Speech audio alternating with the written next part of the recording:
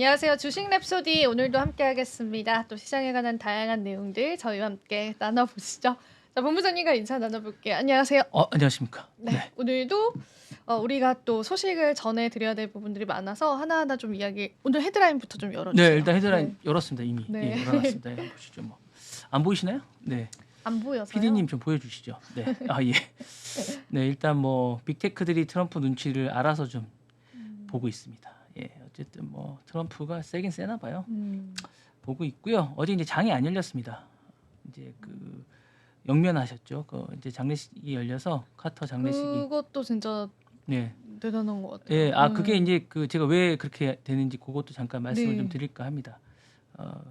그 왜 그렇게 이제 전임 대통령이 돌아가시거나 장례식을 하면 그게 안 열리는 건지 어떻게 되는 건지 그것도 설명을 좀 드리고요. 그다음에 반도체 나노 전쟁에 관해서도 좀 설명을 드리고 지미 카터 대통령 영면한 소식 좀 여기 그 어벤져스들이 다 출연했습니다. 여기 오시면 전임 대통령들이 다 오셨더라고요. 한 자리에 다 모인 장면을 제가 보여드리겠습니다. 그리고 엔비디아하고 AMD가 AI 신약 전쟁을 합니다. 요거 잠깐 소식. 약 전쟁을 합니까? 네, 요거 잠깐 보여드리고요. 그다음에 디즈니 넷플릭스가 이제 또 광고 요금제로 이제 한판 전쟁을 하는 요 부분을 하고 리사쿡이라고 이제 혹시 아시는지 모르겠는데 연준 이사가 있습니다.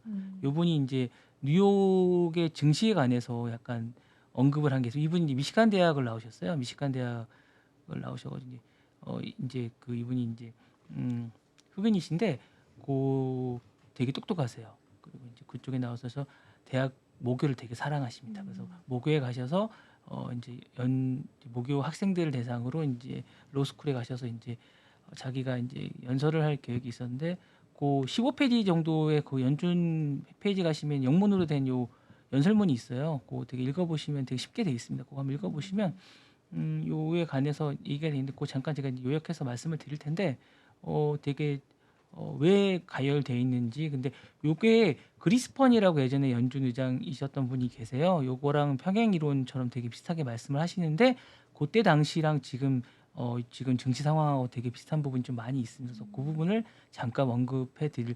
그래서 그런지 최근에 뉴욕 증시가 약간 식었어요. 냉각기를 좀 맞아요. 갖고 네. 있습니다. 그래서 요 부분을 제가 좀 잠깐 짚어 드릴까 합니다. 그런 가운데 또 우리 젠순왕 이분께서 또 계속 찬물을 끼얹는 발언을 해갖고 좀 저희가 이제 양자 컴퓨터 주식들이 막 왕창 떨어지고 있지 않습니까? 다행히 어제 이제 장이 좀 쉬어가지고 그게 이제 한번 냉각기를 갖고 있는데 오늘 저녁에 또 어떻게 될지 잘 몰라서 잠깐 요거를 이제 말씀드리겠습니다. 이제 그래서 요거 이제 6가지 이야기를 빠르게 제가 좀 정리를 해드릴까 합니다. 잠깐 들어가 볼까요? 네. 자, 다다닥 이제 블랙락부터 해보겠습니다. 블랙락도 이제 이렇게 뭐 이제 이분도 이제 여기도 이제 벌써 이렇게 하더라고요. 블랙락도. 예, 블랙락도 이렇게 보니까 기후 변화 관련된 자기네들 여기서 이제 탈퇴하겠다고. ESG 관련된 요 자기네들 이제 이 가입이 돼 있었던 게 있더라고요. 블랙락도 넷제로 자산운용 이니셔티브라는 그런 가입이 돼 있었습니다. 블랙락이 그래서 여기에서 탈퇴를 하겠다라고 했습니다. 사실은 이제 이게 미국 대통령 당선인 취임을 앞두고 이루어졌습니다. 블랙락이 뭐 이렇게 눈치를 보냐고 하는데 사실 이제 빅테크 못지않게 월스트리트로도 눈치를 많이 볼 수밖에 없습니다. 왜냐하면 이게 어떤 정책 하나가 회사를 살리고 죽이고 할 수 있는 그런 게 이제 미국이 또 대단한 그렇게 할 수밖에 없는 그런 겁니다. 그러다 보니까 이제 고객사에서 보낸 서한에서 탈퇴 이후로 글로벌 고객사의 3분의 2가 탄소 중립의 목표에 찬성하고 있지만 정치적 환경과 규제의 변화에 따라 독립적인 판단을 내린다라고 얘기했는데 이게 돌려서 말하면 우린 트럼프 눈치를 본다. 이 얘기를 돌려서 하는 거죠. 자기네들이. 그러면서 이제 블랙락은 최근 기후변화 관련된 주주들에 대한 지지율을 크게 낮췄습니다. 그러면서 2021년에는 47% 정도 지지를 했으나 최근에 4%만 지지하고 있습니다. 그러다 보니까 이제 ESG에 관해서 이렇게 이제 하고 있는 거고 당연히 이런 행보는 트럼프 전 대통령에 대한 공화당의 지지 압력을 의식한 것으로 당연히 의시되고 있습니다. 그러다 보니까 얘기를 하고 있고요. 트럼프는 전통적으로 ESG 이거를 되게 반대합니다. 정치 경제학적으로 이제 반대하고 있고 기본적으로 이런 부분에 되게 반대합니다. 정부 개입이나 규제에 대해서 반대를 하고 있고요. 화석연료 산업에 대해서 이런 걸 되게 좋아합니다. 그리고 정치적 기반이나 유권자 만족을 이런 부분들이 좋아한다고 생각하고요. 그리고 이제 이런 부분들이 파리 기후 협약이 국제 간의 협약이라서 별로 안 좋아합니다. 그래서 이런 걸 안 좋아하고 기본적으로 이런 것들이 탈퇴를 계속 주장하고 있었습니다. 그래서 이 부분에 관해서 이제 얘기를 하고 있고요. 요게 이제 그래서 탈퇴를 해야 된다라고 계속 하고 있고 이런 것들이 파리 기후 협정이 미국 경제에게 막대한 비용을 초래하고 있다라고 주장을 해서 이제 계속 얘기하고 있고 석탄, 석유, 가스 산업 같은 것들이 이제 있으면 이제 규제를 받으면 일자리가 계속 줄어든다고 얘기하고 있습니다. 그러니까 실질적으로 일자리가 줄어드는 건 이제 보이는 것 쪽으로 이제 예시적으로는 사실입니다. 그러다 보니까 이제 이런 것들이 있고 그 다음에 이제 이 파리 기후 협약에서 미국에게 부담금을 되게 많이 요구하는 건 사실입니다. 미국이 부담금을 많이 냅니다. 이런 데서 이제 화석연료나 이런 것들을 많이 내다 보니까 미국이 부담해야 될 비용이 상당히 높습니다. 그리고 얘기하고 그 다음에 그리고 이제 미국 같은 나라들은 이렇게 잘 지킵니다. 파리. 그러니까 부담금을 많이 내는데 상대적으로 중국 같은 나라들은 인도 이런 개발도상국들은 규제에 대해서 자유롭습니다. 맞아요. 그러니까 이제 억울한 거예요. 선진국들은 그러니까 잘 지키는데 지키지 않는 나라들은 상당히 느슨하면서 혜택을 누리는 거에 대해서 불만이 많은 근데 거예요. 이게 사실 논란이 지금도 있는데요. 네. 반박을 좀 해보자면요. 네네.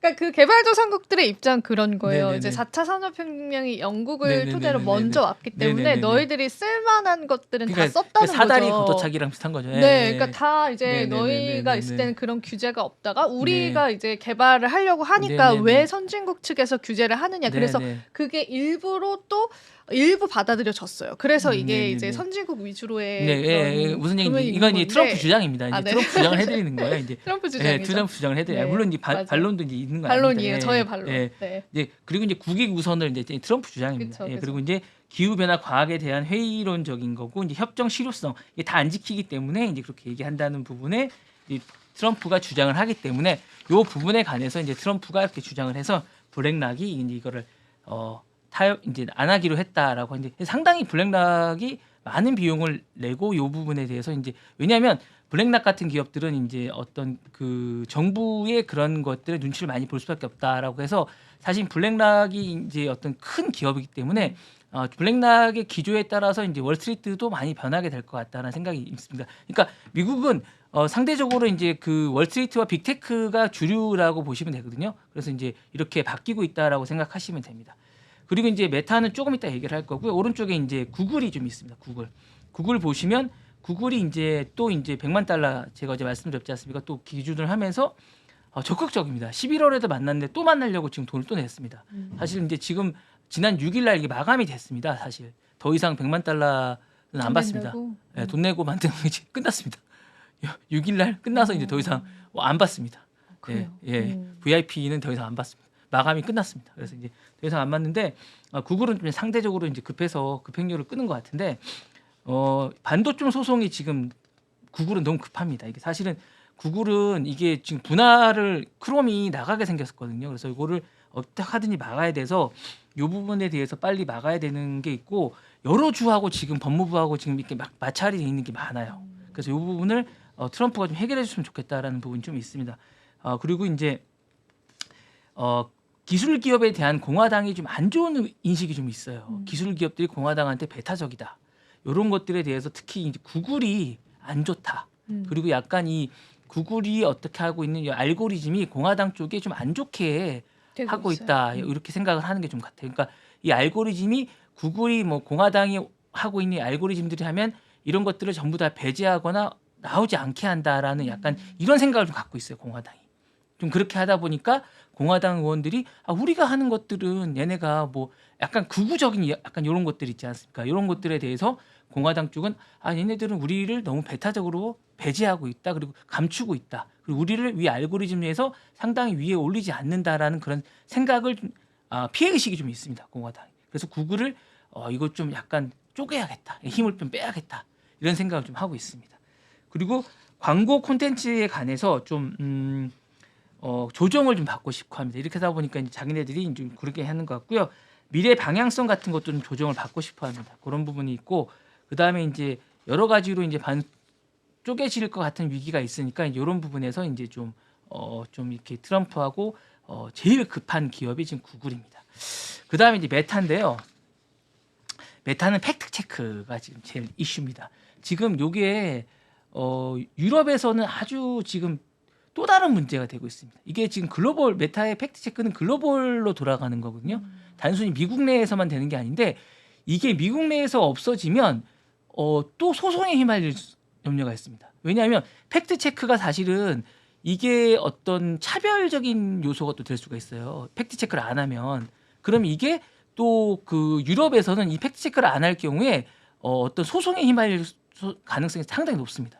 어떤 사람의 소수다 이런 어떤 나쁜 것들이나 잘못된 어떤 가짜 정보나 이런 거를 주기 때문에 이 메타의 어떤 그런 정보를 거짓 정보를 주는 요소 때문에 이런 요소가 어떤 소송에 분명히 휘말립니다. 이런 걸 감수하고서라도 제가 볼 때는 이 저크버그가 이걸 꺼내 놓은 거예요. 이 꺼내 놓은 거는 트럼프한테 막아달라고 하는 겁니다. 지금 메타가 너무 많은 소송에 휘말려 있어요. 그렇네요. 지금 본부장님이 전해 주신 것만 몇 개인 것 같은데 네. 애플도 그렇고. 근데 이제 네. 문제가 뭐냐면 바이든 정부가 크게 잘못한 게 뭐냐면 빅테크들한테 잘못한 게 뭐냐면 그 유럽은 EU가 나서서 이 빅테크들을 상대하고 있는데 빅테크는 개개인의 기업들이 EU를 상대하고 있어요. 미국 정부가 나서는 게 아니라 그러니까 마치